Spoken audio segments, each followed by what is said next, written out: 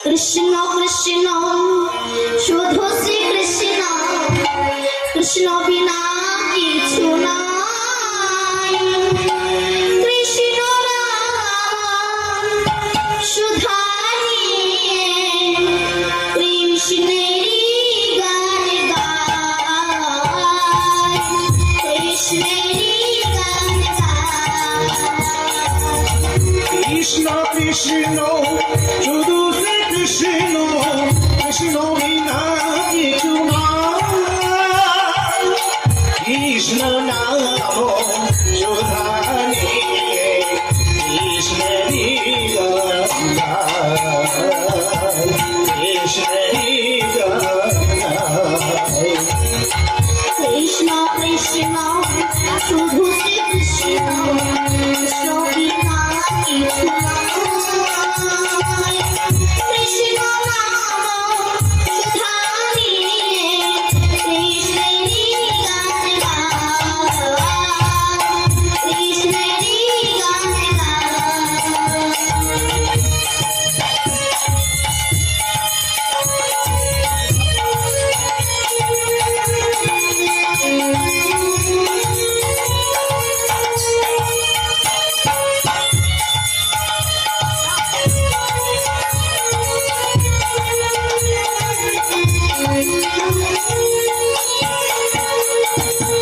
নয়নে নয়নে কৃষ্ণ শ্রীরূপ, নয়নে নয়নে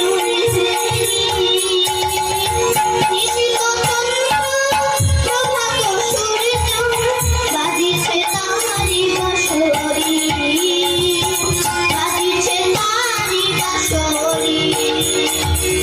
নয়নে নয়নে কৃষ্ণ স্বরূপ, নয়নে স্বপনে নিশিত চন্দ্র প্রভাত সূর্য, বাজিছে তারি বাঁশরি, বাজিছে তারি বাঁশরি। কৃষ্ণ কৃষ্ণ শুধু শ্রী কৃষ্ণ, কৃষ্ণ বিনা কিছু নাই। কৃষ্ণ নাম সুধা নিয়ে কৃষ্ণেরই গান গায়, কৃষ্ণেরই গান গায়।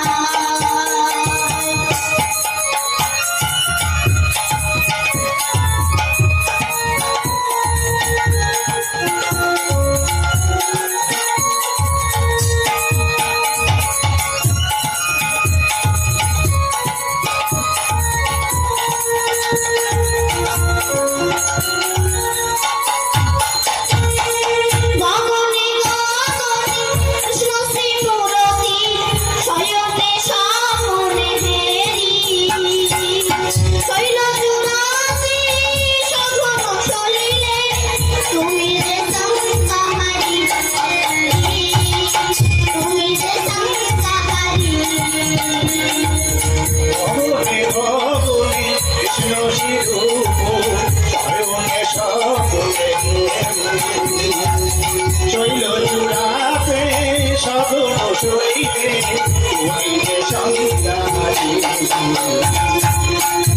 যে সংসারী।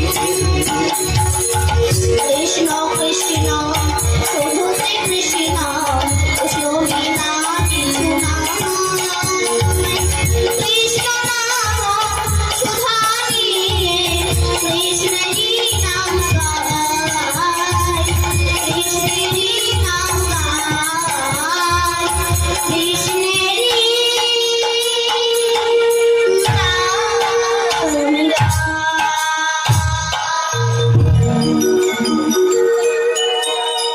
নারদ ঋষি হরিনাম বলেন, তার সঙ্গে সঙ্গে প্রহ্লাদেরও হরি ভজন শুরু হয়ে যায়। মা হরিনাম শুনে সন্তানেরও হরিনাম শোনা হয়ে যায়। এবার হিরণ্যকশিপুর ফিরে এলেন, নারদ ঋষি মা মায়াকে ফেরত দিলেন, প্রহ্লাদ জন্মগ্রহণ করলেন। প্রহ্লাদকে পাঠানো হলো গুরুগৃহে। তখনকার দিনে খুব ছোট ছোট বয়সে গুরুগৃহে পাঠানো হতো। গুরুগৃহে পাঠালেন প্রহ্লাদের দুই গুরুদেব।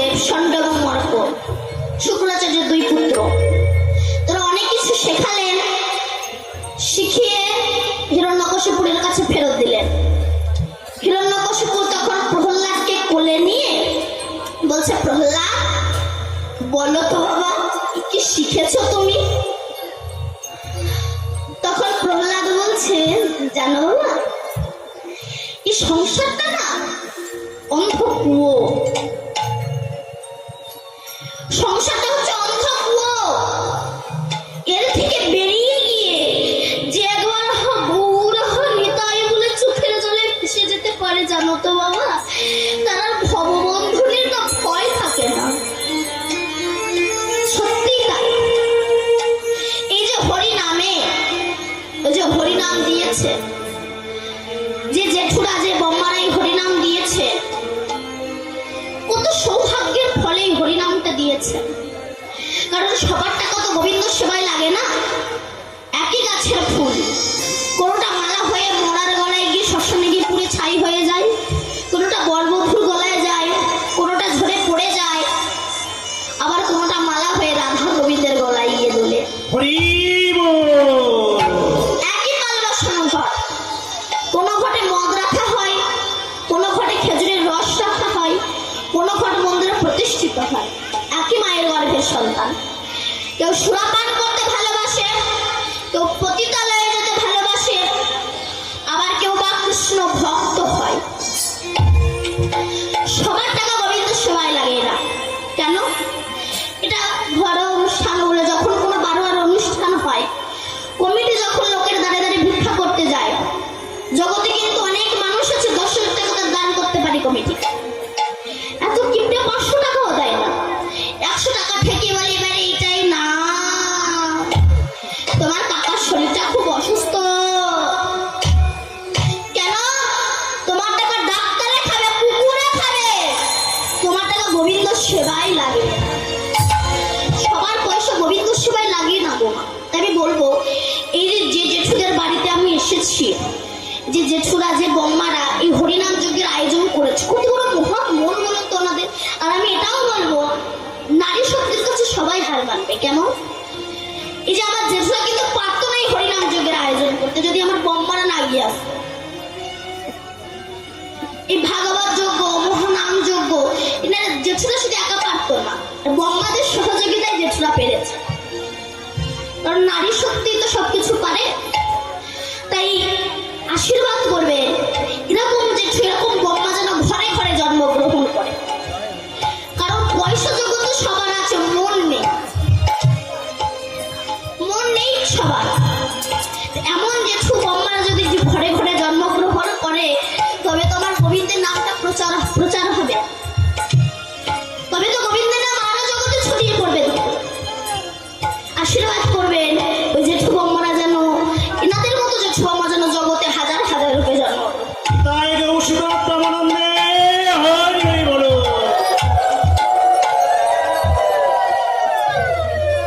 তা প্রহ্লাদ বলছে, এর থেকে যে বেরিয়ে গিয়ে হরি ভজন করতে পারে বাবা, তার ভগবন্ধনের ভয় থাকে না।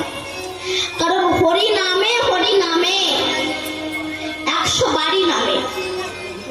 ত্রিপুর পর্বতের পার্শ্ববর্তী একটা পদ্ম সরোবর ছিল, আর সেই পদ্ম সরোবর উপকূলে থাকে বিশাল বড় জঙ্গল। সেই জঙ্গলে প্রচুর হাতি বাস করত। হাতির মধ্যে একজন দলপতি থাকে। যেমন সংসার বনে স্ত্রী পুত্র নাতি নাতনি, এদের মধ্যে দলপতি কে না, যিনি বাড়ির মালিক। পশুদের মধ্যে একতা থাকে, একটা পশু আর একটা পশুর কথা শুনে, কিন্তু মানুষের মধ্যে একটা মানুষ আর একটা মানুষের কথা শুনতে চায় না। তো সেই দলপতি হাতির একদিন ইচ্ছা হলো, বৈশাখ মাসে জ্যৈষ্ঠ মাসের প্রচন্ড গরমে একটু পদ্ম সরোবরে গা অবগ্রহণ করতে যাবে। তা নিজের স্ত্রী পুত্র কন্যা বন্ধু বান্ধব সবাইকে নিয়ে পদ্ম সরোবরে এসেছে গা অবগ্রহণ করতে। স্নান করতে করতে আত্মভোলা হয়ে গেছে। যেমন আমরা সংসার বনে স্নান করতে করতে আত্মভোলা হয়ে যায়। দিন দিন যে চুল পেকে যাচ্ছে, দাগ পড়ে যাচ্ছে, চামড়া ঝুলে যাচ্ছে, অনেক রকম ফেস ওয়াশ মারছি, কোনো কাজ হচ্ছে না। আগেকার মতো ডিজাইনার নাই, চলে আমাদেরকে যেতে হবে, এটা আমরা ভুলে গিয়েছি। আর এটাই আমাদের জীবনের কাল। তো হাতিটাও স্নান করতে করতে আত্মভোলা হয়ে গেছে। কিন্তু পদ্ম সরোবরে যেখানে যত বেশি আনন্দ সেখানে তত বেশি নিরানন্দ। যেমন রোল, চাউমিন, ফুচকা মুখে ভালো লাগে, ভেতরে গিয়ে অ্যাসিড বাঁধায়। কিন্তু তিতো মুখে ভালো লাগে না, ভেতরে ভালো কাজ হয়। হরিনাম আমাদের কাছে তিতোর মতো লাগে, কিন্তু ভেতরে ভালো কাজ হয়। হাতিটা স্নান করতে করতে আত্মভোলা হয়ে গেছে। এখন ওই পদ্ম সরোবরে বাস করতে একটা কুমির। এটা কোনো কিন্তু গল্প কথা নয়, শ্রীমদ ভাগবতে আপনারা পাবেন। গজেন্দ্র মোক্ষণ যারা পড়েছে শ্রীমদ ভাগবত অবশ্যই পাবেন। কুমির বাস করত। কুমির এসে হাতির পায়ে কামড়ে ধরেছে। যেই না হাতির পায়ে কামড়ে ধরেছে, তত্ত্ব কি, আপনি বাড়ির মালিক, ভোর 3টার সময় উঠে মাঠে ঘাটে কাজ করতে যাচ্ছেন, যাদের জন্য না খেয়ে না দে না স্নান করে না ঘুমিয়ে যাদের জন্য খেটেছেন, তাদের জন্যই আপনি রোগাগ্রস্ত হয়েছেন। শেষের দিনে দীনবন্ধু বিনে তোমার আপনজন কেউ হতে পারে না। যখন কুমিরটা হাতির পায়ে কামড়ে ধরেছে, দূর থেকে তার প্রিয়জন, আত্মীয় স্বজন সবাই দেখছে, কাছে কেউ আসছে না। একে একে জল থেকে সবাই উঠে চলে গেল। তখন হাতি নয়ন জলে ভেসে বলেছিল, দয়াময় দয়াময়, একি ছাদের জন্য আমি এত কিছু করলাম, যে সংসারের জন্য এত কষ্ট করলাম, বিপদের দিনে তারাই আমাকে ফেলে রেখে চলে যাচ্ছে, তারাই আমাকে ছেড়ে চলে যাচ্ছে। কি যে ছেলেকে এত ভালোবেসেছে, সেই ছেলে বড় হয়ে বাবাকে ধরে বারান্দার এক কোনায় বসিয়ে দিয়ে আসে। ছেলে আর বাবা বলে ডাকে না, বাবার কাছে যাই না, বাবাকে ছুঁই না। কেন? ছুলে যদি সেই রোগ তার হয়, ওই শেষের দিনে আমার গোবিন্দ ছাড়া তোমার আপনজন কেউ হতে পারে না। কেন? এই সংসারে যত মানুষকে দেখো, এরা সব স্বার্থের জন্য তোমায় ভালোবাসে। মানুষ চায় আমাকে দাও দাও দাও, যতক্ষণ দিতে পারবে ততক্ষণ তোমাকে ভালোবাসবে, তারপরে আর ভালোবাসবে না। আপনারাই বলুন, যত বৃদ্ধ বাবা মায়েরা বসে আছে বলুন, সংসারের কাছে ঝেঁটালাতি ছাড়া কি পেয়েছেন? কোন ভালোবাসা পেয়েছেন সংসারের কাছে? কারণ এই সংসার কারাগার থেকে মুক্তি পাওয়া ভীষণ কঠিন বিষয়। কোন আসামি যখন অপরাধ করে তখন তাকে জেলখানায় রাখা হয়, কিন্তু তার জন্য নির্দিষ্ট দিনে রাখা হয় যে অমুক দিন ছাড়া পাবে। কিন্তু সংসারে মানুষের জন্য নির্দিষ্ট দিন নেই যে অমুক দিন ছাড়া পাবে। আবার কি হয়, অনেক সময় অনেক আসামি প্রহরীর চোখে ধুলো দিয়ে কারাগারের পাঁচিল টপকে পালিয়ে যায়, কিন্তু সংসার কারাগারের পাঁচিলটা এত উঁচু, এর থেকে পালিয়ে যাওয়া ভীষণ কঠিন বিষয়। আর এখানে প্রহরীর সংখ্যা প্রচুর। কাম, ক্রোধ, লোভ, মোহ, মাদ, মাৎসর্য, পুত্র, স্ত্রী, নাতি, নাতনি, কন্যা প্রচুর। এদের চোখে ধুলো দিয়ে যাওয়া কিন্তু ভীষণ কঠিন বিষয়। দেখবেন ফুটবল খেলার মাঠে যখন খেলোয়াড়রা খেলতে নামে, সেই সময় এই খেলোয়াড় ফুটবলকে লাথি মেরে ওই খেলোয়াড়ের পায়ে দেয়, ওই খেলোয়াড় ফুটবলকে লাথি মেরে ওই খেলোয়াড়ের পায়ে দেয়, ওই খেলোয়াড় ফুটবলকে লাথি মেরে ওই খেলোয়াড়ের পায়ে দেয়। তখন ফুটবল মনে মনে ভাবছে, কখন আমি গুলকির কাছে যাব। গুলকি হয়তো আমাকে লাথি মারবে, কিন্তু সে তো প্রথমে আমায় বুকে করে নেবে। সংসারে প্রত্যেকটা বাবা মায়েরই একই অবস্থা। বড় ছেলের কাছে লাথি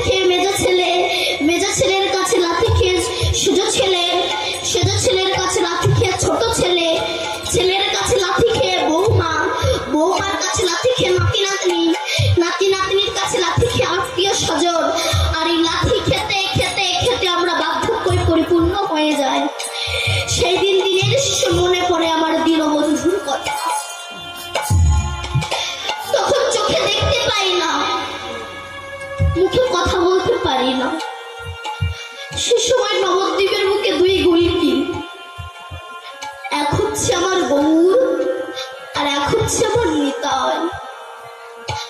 তারা এসে বললেন, ওরে তোদের যে লাঠি খেতে খেতে অন্তিম সময় চলে এসেছে, তোদেরকে কেউ না দেখো তো আমরা দুটি ভাই, আয় আমাদের বুকে আয়, আয় একবার বুকে আয়, একবার বলো হরে কৃষ্ণ কৃষ্ণ কৃষ্ণ হরে হরে, হরে রাম রাম রাম হরে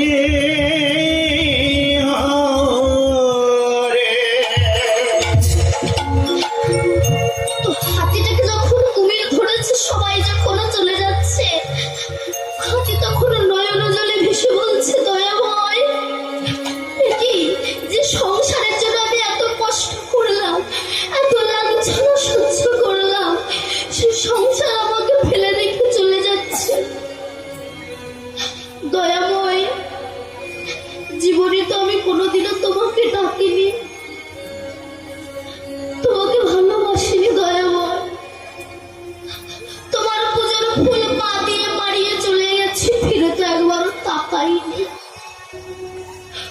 কিন্তু আমি অধম বলে তো আমাকে কিছু কম করে দাওনি দয়াময়, আমি অকৃতি অধম বলেও তো কিছু কম করে মরে দাওনি, সবই দিয়েছ, কিন্তু যে কাজের জন্য দিয়েছে সেই কাজে আমি ব্যবহার করতে পারিনি দয়াময়, আর ব্যবহার করতে পারিনি বলে তোমাকে কথা দিয়ে এসেছিলাম, সেটা করিনি বলে দয়াময় আজ আমাকে পৃথিবীতে এত কষ্ট, এত লাঞ্ছনা, এত যাতনা আমাকে সহ্য করতে হচ্ছে দয়াময়।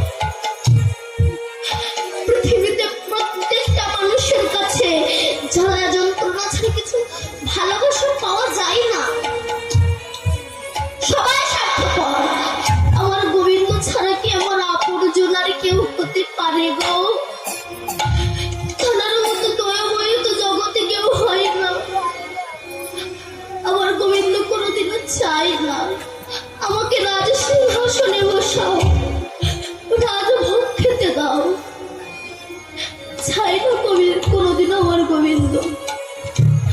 আমার গোবিন্দ শুধু চাই, অত কলির জীব মনুষ্য কুলে জন্মগ্রহণ করে আমার এই বৃথায় জীবনটাকে কাটিয়ে দিও না। মনুষ্য জন্মটা যখন পেয়েছো, কেন জীবনটাকে হেলায় কাটিয়ে দিচ্ছ? যে জীবনে এত যন্ত্রণা ছাড়া কিছু পাওয়া যায় না, আমাকে ভোজন করবে বলে এসেছো জগতে, আমি ছাড়া তোমার আপনজন কেউ হবে না। কেন বৃথায় কাটিয়ে দিচ্ছে জীবনটাকে? ভগবান চাই গো কলির জীব দুপুরটা নয়ন জলে দিয়ে গোবিন্দ গৌর বলে কেউ যদি চোখের জলে ভেসে যেতে পারে। হে গোবিন্দ, তুমি ছাড়া আমার কি আছে বলো? এ জগতে তুমি ছাড়া আমার কে আছে? কেউ যদি এইটা বলে নয়ন জলে ভেসে একবারে কাঁদতে পারে, দুপুরটা নয়ন জল আমার গোবিন্দের চরণে দিতে পারে, তার ডাকে কে আমার গোবিন্দ না এসে থাকতে পারে? সে কি না এসে থাকতে পারে গো? কেন? এ জগতে প্রভু তুমি ছাড়া আমার কে আছে? এই বিশ্ব চরাচর মাঝে প্রভু তুমি ছাড়া আমার কে আছে?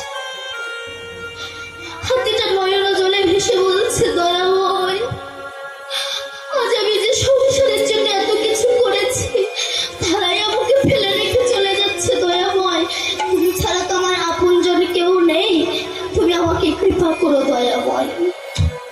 এই বলে হাতি পদ্ম সরোবর থেকে একটা পদ্ম ফুল নিয়ে যাদবাই মাধবাইকে সবাই নম বলে উড়িয়ে দিয়েছে।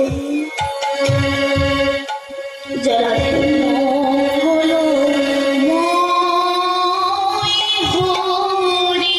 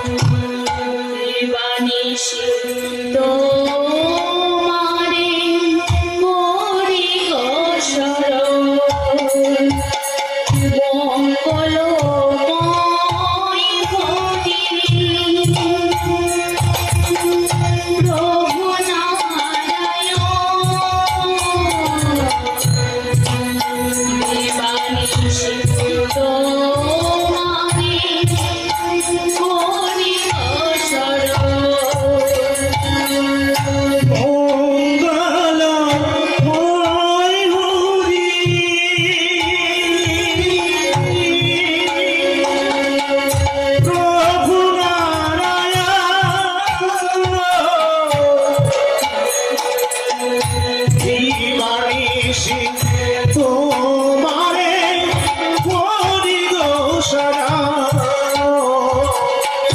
তোমারে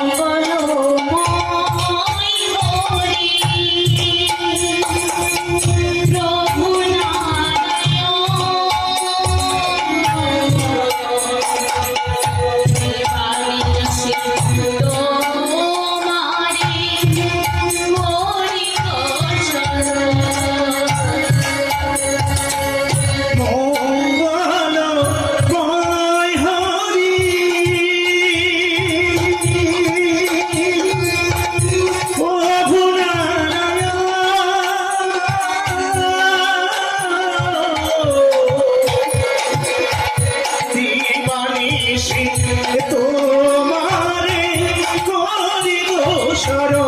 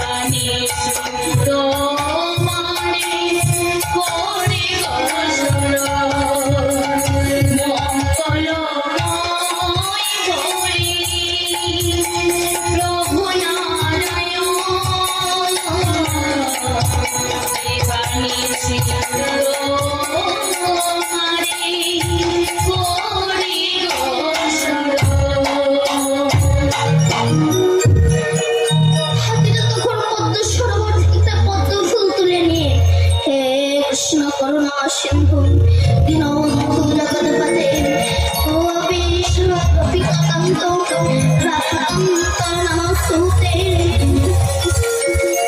চোখের জলে ভেসে পদ্ম সরোবরটিকে পদ্ম ফুলটাকে যাদবায় মাধবায় কেশবায় নম বলে উড়িয়ে দিয়েছে। পদ্ম ফুলটা উঠতে উঠতে মা লক্ষ্মীর চরণে এসে পড়েছে। মা লক্ষ্মী পদ্ম ফুলটা তুলে দেখছে পদ্মের প্রতিটি দলে দলে জল। নারায়ণকে জিজ্ঞাসা করল, স্বামী এই পদ্ম কোথা থেকে এসেছে? পদ্মের প্রতিটি দলে দলে জল।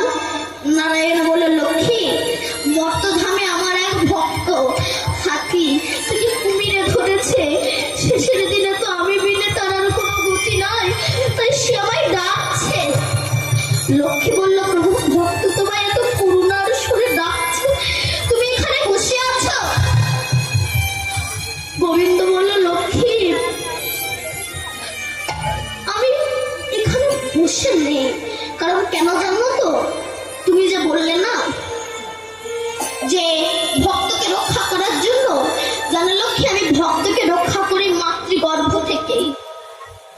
আমি মাতৃগর্ভ থেকে প্রত্যেককে রক্ষা। মানুষ যখন পয়সার মালিক হয়ে যায় না, নিজের আত্মীয় প্রিয়জন স্বজনের কাছে পেয়ে যায়, তারা ভুলে যায় এ জগতে আমি ছাড়া তারা আপন কেউ না। এটা তারা ভুলে যায় লক্ষ্মী। ভুলে গিয়ে ভুল পথে ধাবিত হয়, তাই তাদেরকে আমি একটু মাঝে মধ্যে দুঃখ কষ্ট জ্বালা যন্ত্রণা দিই। লক্ষ্মী বলল, প্রভু তুমি দেরি করো না, তুমি যাও ভক্তকে রক্ষা করো। গোবিন্দ তখন আমার গরুরকে ডাক দিলেন। গরুর উঠতে উঠতে এসেছে।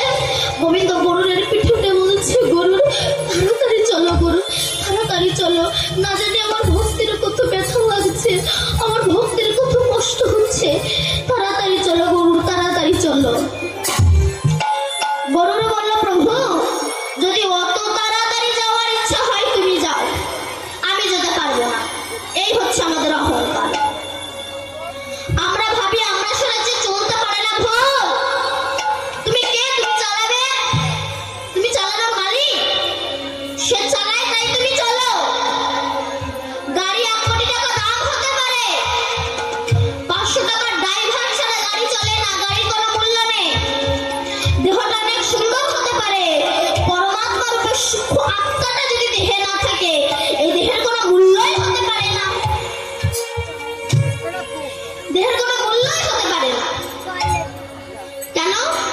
খুব সুন্দর করে সেজে বিয়ে বাড়িতে যাচ্ছ, গাড়িতে উঠতে যাবে, হঠাৎ এসছো, বলো হরি হরি বল। হয়ে যাবে। বলো না আমার শক্তিতে চলি, সে চলায় তাই তুমি চলো। গরুর বলল প্রভু যদি অত তাড়াতাড়ি যাওয়ার ইচ্ছা হয় তুমি যাবে, যেতে পারবে না। গোবিন্দ যেই নেমে গেল, গরুর মনে মনে বলল আমি আগে উড়ে গিয়ে গোবিন্দের সামনে গিয়ে বসবো। এই বলে যে উঠতে গিয়েছে, আর উঠতে পারে না। গরুর তখন দূর থেকে ডাক দিয়েছে, দয়াময় আমি ভেবেছিলাম আমি আপনাকে চালাতাম, আপনি নেমে যাওয়ার পর বুঝতে পারছি আমি আপনাকে চালাতাম না, আপনি আমাকে চালাতেন, তাই আমি চলতাম, আমায় কৃপা করো। এবার গোবিন্দ গরুরের পিঠে উঠে দ্রুত গতি এসে দাঁড়িয়েছে পদ্ম সরোবরের সন্নিকটে। গোবিন্দের সে অপরূপ রূপ মাধুর্য দেখে হাতির নয়ন জলে ভেসে বলছে, গো দয়াময় কত যোগী মুনি ঋষি সাধক সাধিকা গন্ধর্ব কিন্নর দেব দেবী কোটি কোটি জন্ম সাধনা করে যে চরণ পায় না, সে বিরিঞ্চিত বঞ্চিত ধর ভবের আরাধ্য দেবতা পতিত পাবন আমার সামনে এসে দাঁড়িয়েছে। একটু আমার সামনে দাঁড়ানো, আমি প্রাণ ভরে তোমার মাধুর্য দেখে দিই। হস্তি যখন প্রভুর চরণ ধরে কাঁদিতে লাগিল,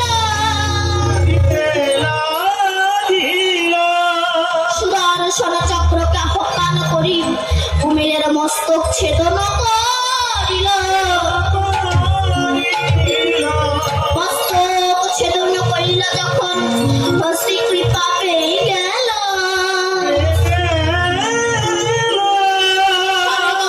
পুষ্পবৃষ্টি দেবীরা উলুধ্বনি ভক্তরা হরিধ্বনি করিতে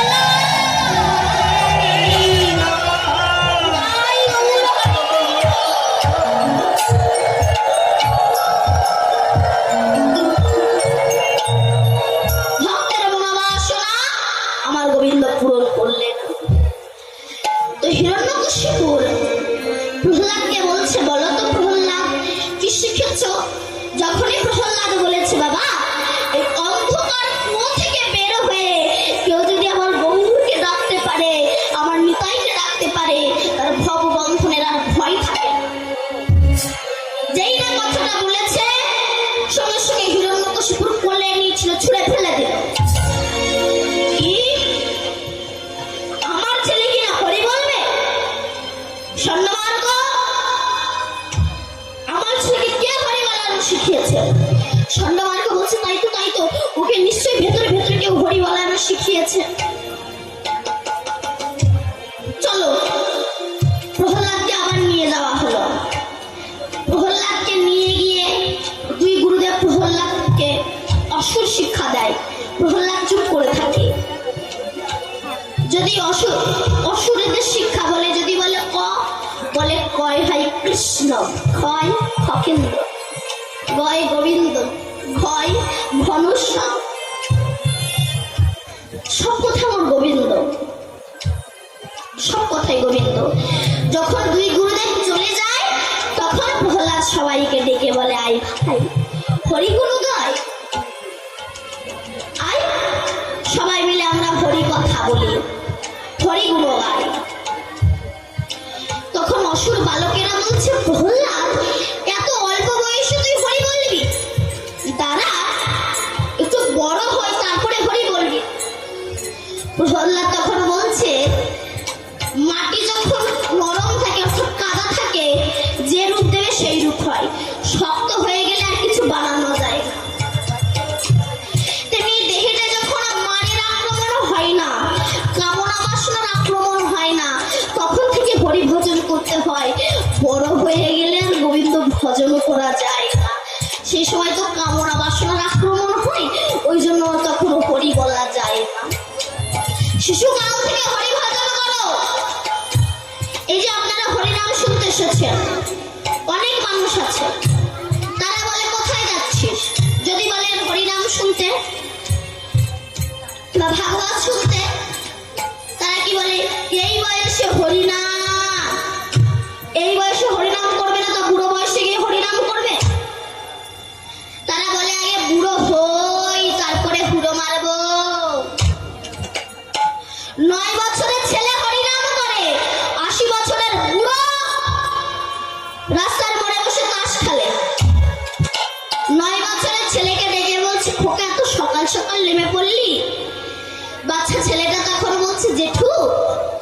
তো অনেক দূর, তাই আমি সকাল সকাল নেমে পড়েছি। তুমিও নেমে পড়ো, তুমিও যত দূর যেতে পারো। 9 বছরের ছেলে হরিনাম করে, 80 বছরের বুড়ো হরিনাম করে না, বলে বুড়ো বয়সে গিয়ে বুড়ো মারো।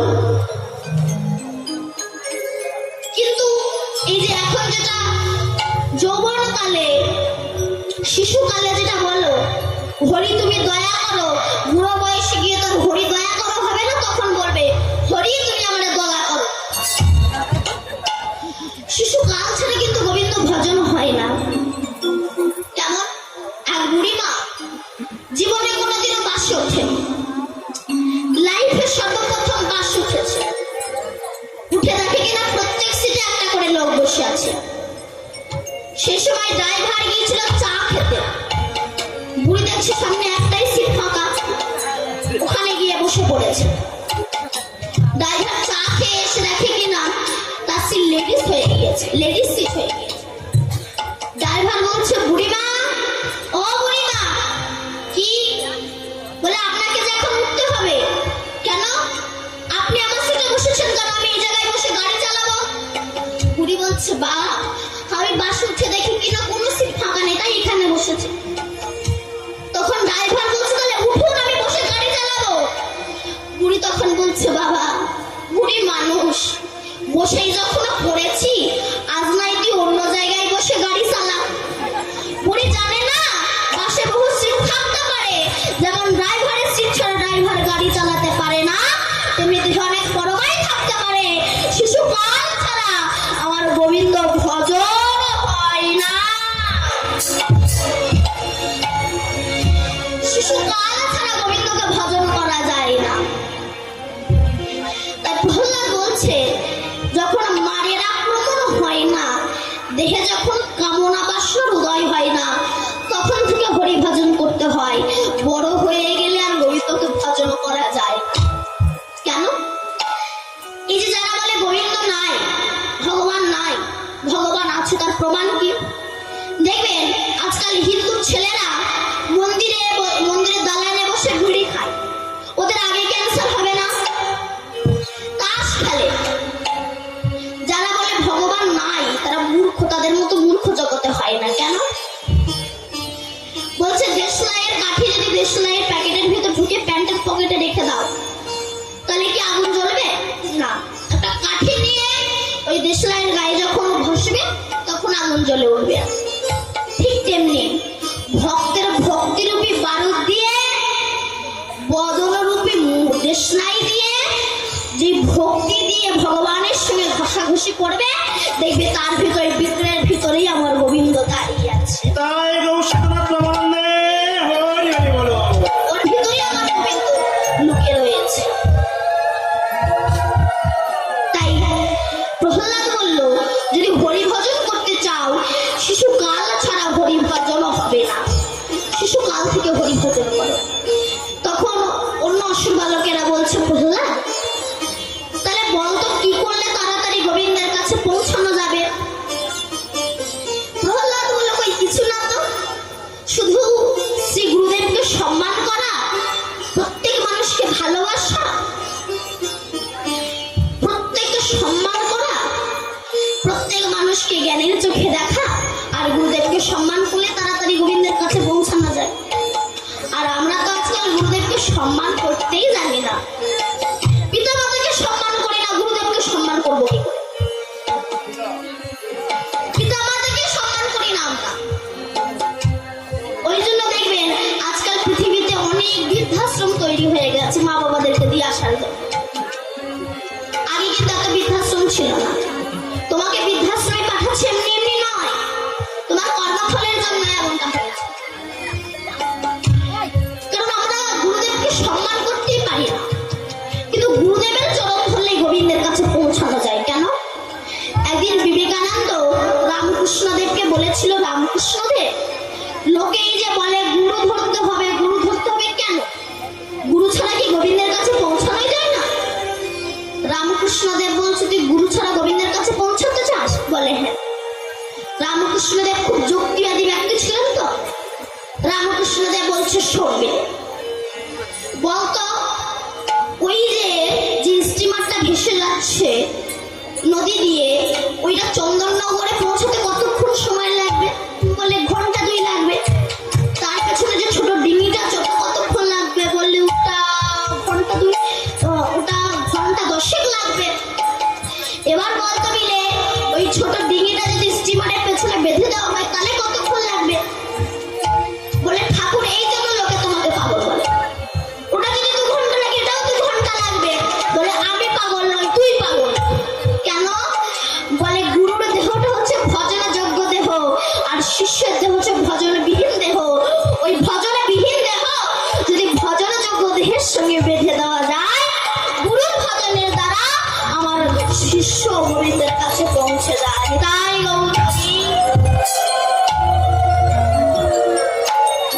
গুরুদেবের চরণ ধরো। আজকাল তো আমরা গুরুদেবকে মুদির দোকানের মতো ভাবি। গুরুদেব এলো, গলায় মোটা মোটা মালা পরলাম, কাকে ঠকাও? নিজের পায়ে কুড়ুল মারছে। তোমার মতো একটা কীট না বাঁচলে গুরু বয়ে গেল। গঙ্গা আমার কাছে আসে না, আমি গঙ্গার কাছে যাই। সাধক তুকারাম বলে একজন বড় সাধক ছিলেন, ওনার শিষ্যের নাম গরু। গরু যখন গুরুদেবের কাছে দীক্ষা নিতে গেলেন, গরু তুকারাম বললো, গরু তুই কি করবি? গরু বললো, গুরুদেব আপনি যা বলবেন আমি তাই করব। গুরুদেব যা বলে গরু তাই করে। একদিন গুরুদেব পুকুর পাড়ে বসে আছে, কতগুলো মেয়ে কাপড় কাচ্ছে, তাদের বাচ্চাগুলো এদিকে খেলা করছে। গুরুদেব ডাক দিয়েছে, আই গরু এদিকে আয় তো। এসেছে। বলুন গুরুজি। এখানে গর্ত ফর্ত খুঁড়েছে, এইবার কি করবো গুরুদেব? বলে ওই যে 3টে বাচ্চা খেলা করছে না, ওদেরকে ধরে নিয়ে আয়। ধরে নিয়ে এসেছে। এইবার কি করবো গুরুদেব? বলে ওই 3টে বাচ্চাকে এই গর্তের ভিতরে ফেলেছে। এইবার কি করবো গুরুদেব? দে মাটি চাপ, এর ওপরে বসে ভজন কর। এবার গনু মাটি চাপা দিয়ে তার উপর বসে ভজন করছে। মায়েরা উঠে তাদের বাচ্চাদেরকে খুঁজে পাচ্ছে না, জলে ডুবুরি লেগেছে, কিছুতেই বাচ্চাদের খুঁজে পাওয়া যাচ্ছে না। তো সবাই মিলে তুকারামের কাছে ছুটে গেল, আপনি তো বাবাজি সাধক, একটু ধ্যান করে দেখুন, আমি আমাদের সন্তানদের খুঁজে পাচ্ছি না। তুকারাম তখন ধ্যান করে বলছে, ওই যে ছেলেটা ভজন করছে না, ওকে নড়িয়ে দেখো, মাটি খুঁড়ে 3টে মৃত বাচ্চা পাবে। মায়েরা গিয়ে মাটি খুঁড়ে দেখে কিনা 3টে মৃত বাচ্চা। গরুকে গাছের গায়ে বেঁধে এমন মারতে লাগলো, গরু রক্তাক্ত হয়ে পড়ে গেছে। রক্তাক্ত হয়ে পড়ে গেছে।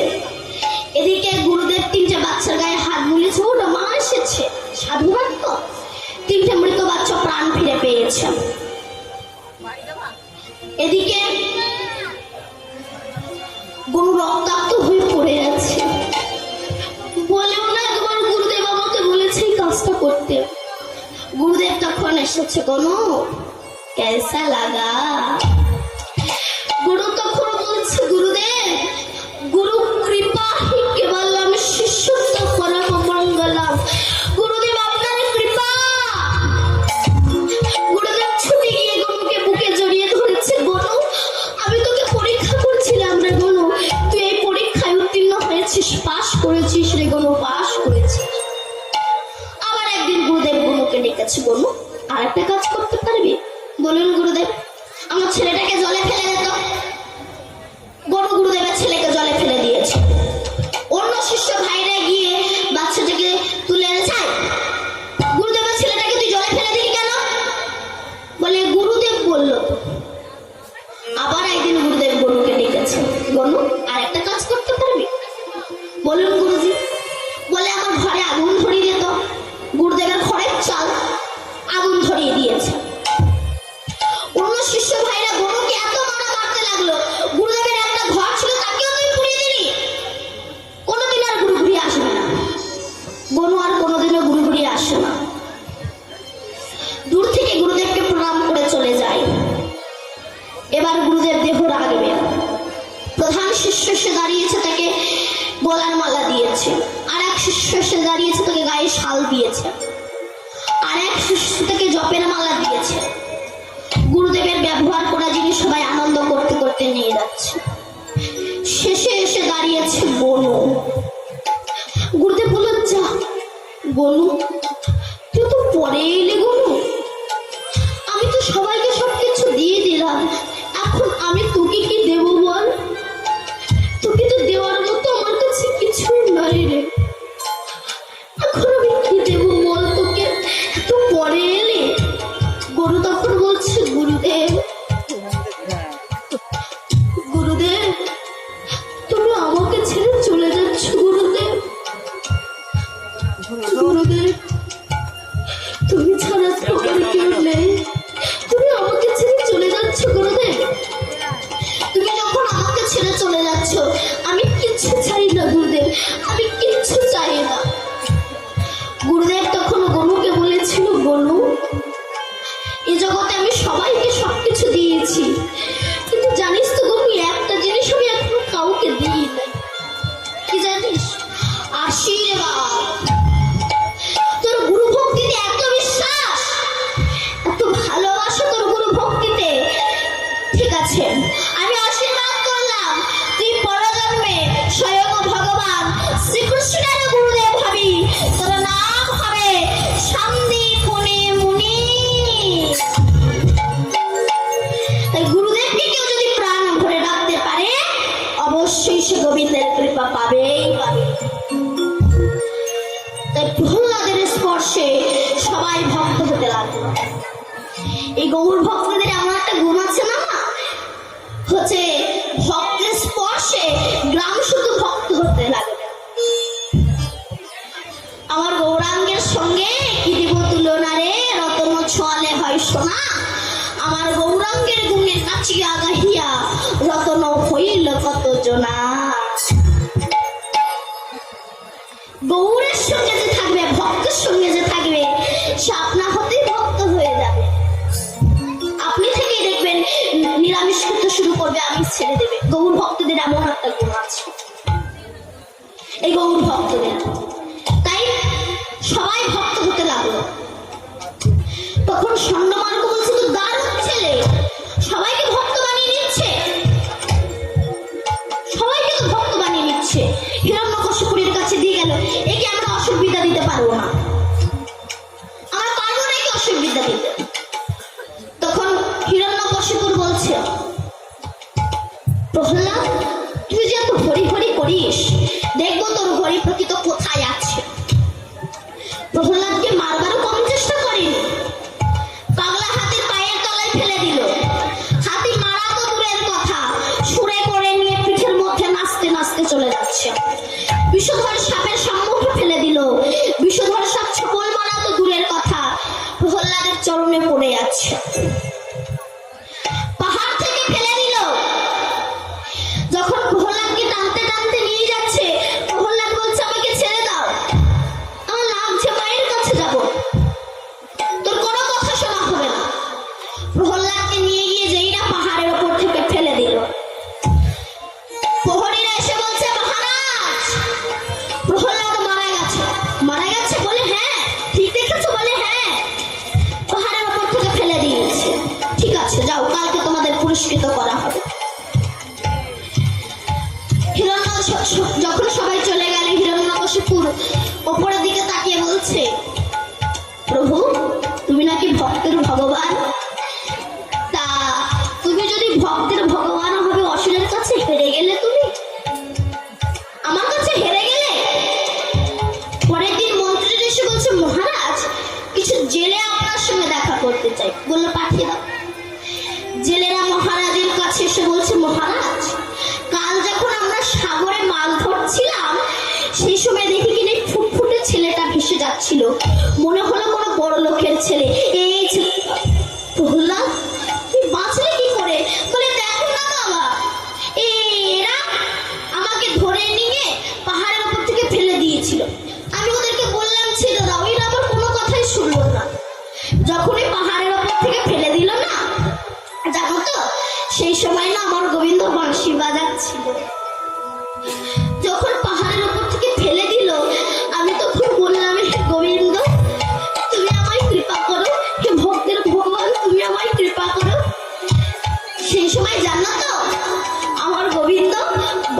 কোমরে গুজে আমার দিকে দুটো হাত বাড়িয়ে দিল, আমাকে ডুবতে দেয়নি, আমাকে কোলে করে তুলে ধরে রেখে দিয়েছে।